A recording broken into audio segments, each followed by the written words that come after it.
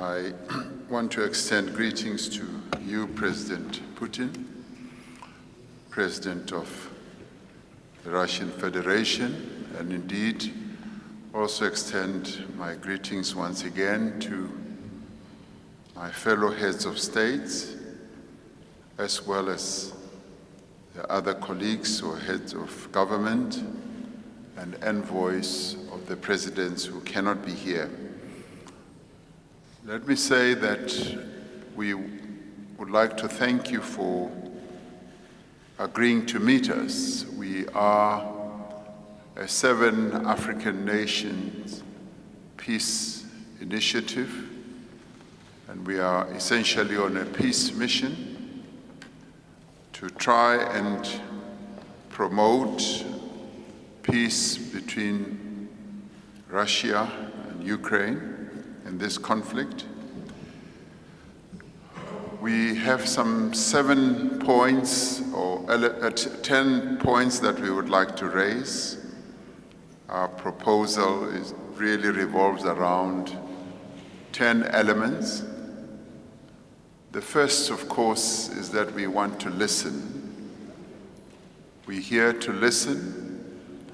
As we did listen yesterday to President Zelensky, he outlined a number of issues to us, and we did tell him that we would be meeting you, where we would also listen to your perspective on this war, and we want to listen with respect and also with recognition of the views that you will put forward to us.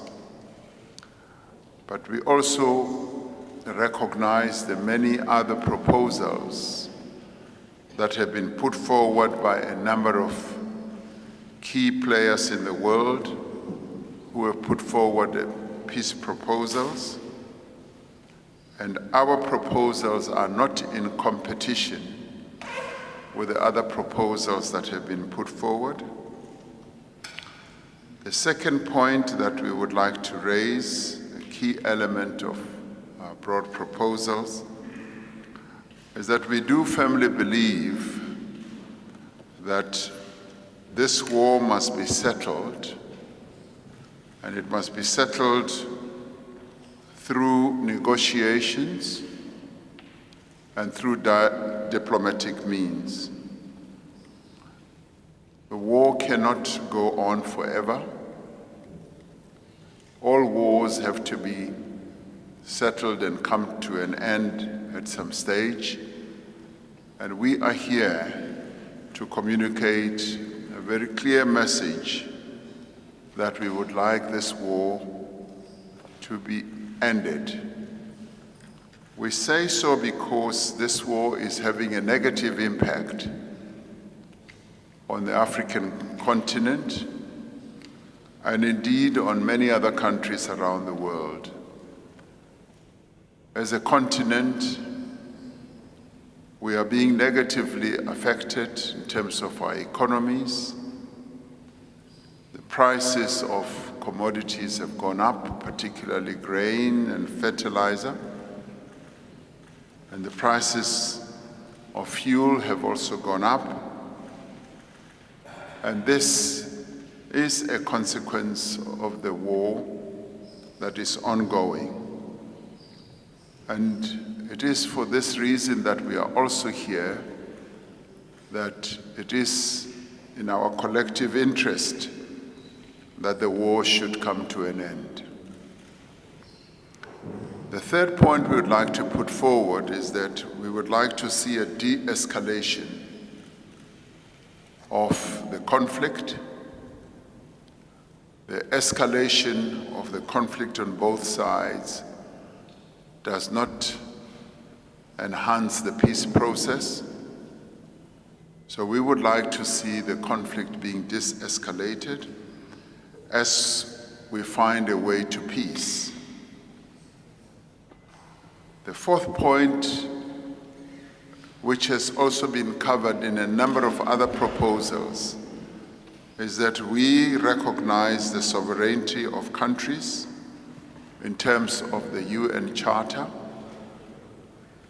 And yes, in terms of that charter, we believe that all of us should work in terms of internationally recognized principles, and it is for that reason that we would like to submit that we recognize the sovereignty of countries in terms of that charter. The fifth point we would like to raise is that there needs to be a guarantee of security for all countries. This matter has been raised on all sides, that all sides want some guarantees, and we agree with that. The sixth point we'd like to raise is what is affecting our countries, and we would like to call for the opening up of the movement of grains across the Black Sea, so that whatever blockages there are should be opened up, and the grains and commodities must be opened to the markets.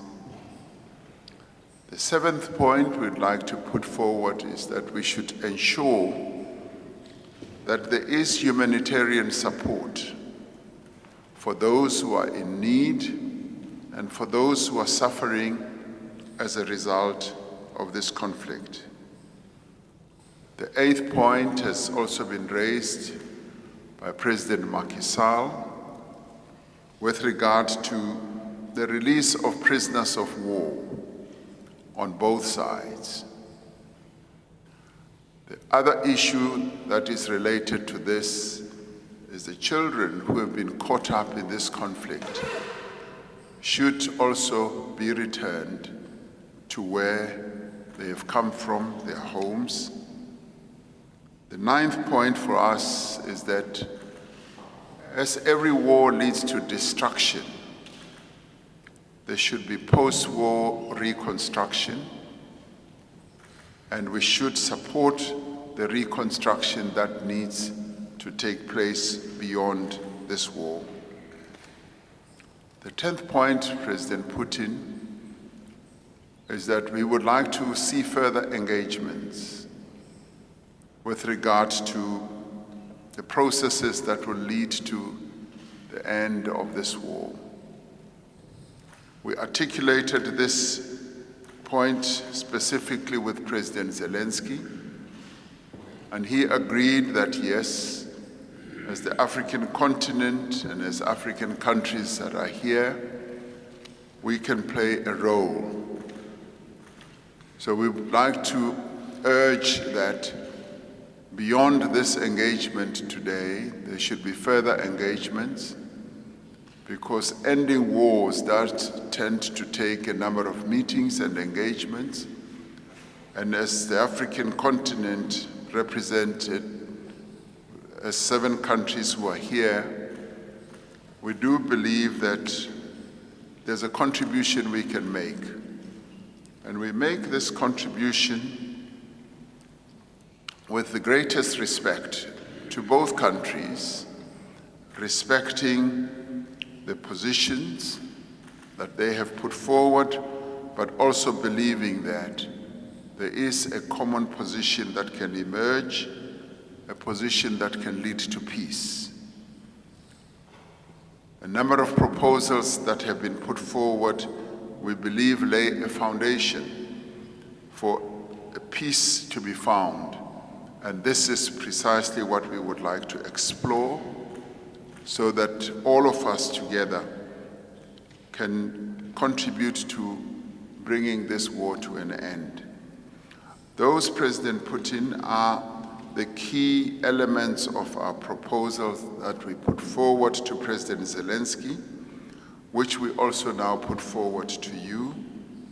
And we do believe that this is the time for both parties to negotiate an end to this war, because this war is causing a great deal of instability and harm to various countries around the world. And we as African countries are feeling the impact of this war. So this is what we've come here to share with you. And I'd like to end by saying this is a historic mission. The African continent, represented here through the 7 countries, has never really been involved in a mission of this sort. So we would like to say that we've taken this step, believing that, yes, we can contribute, and would like to thank you for giving us the time to listen to what we've got to say, but more importantly, we want to listen to you as well. So thank you very much for welcoming us. We have been consistently promoting further strengthening of traditionally friendly relations with African countries, and the main regional grouping, the African Union, based on the principles of equality, mutual respect, and non-interference into domestic affairs. This year, our cooperation with African partners on the widest range of issues has been developing rather actively. We are preparing for a landmark event, the second Russia-Africa Summit,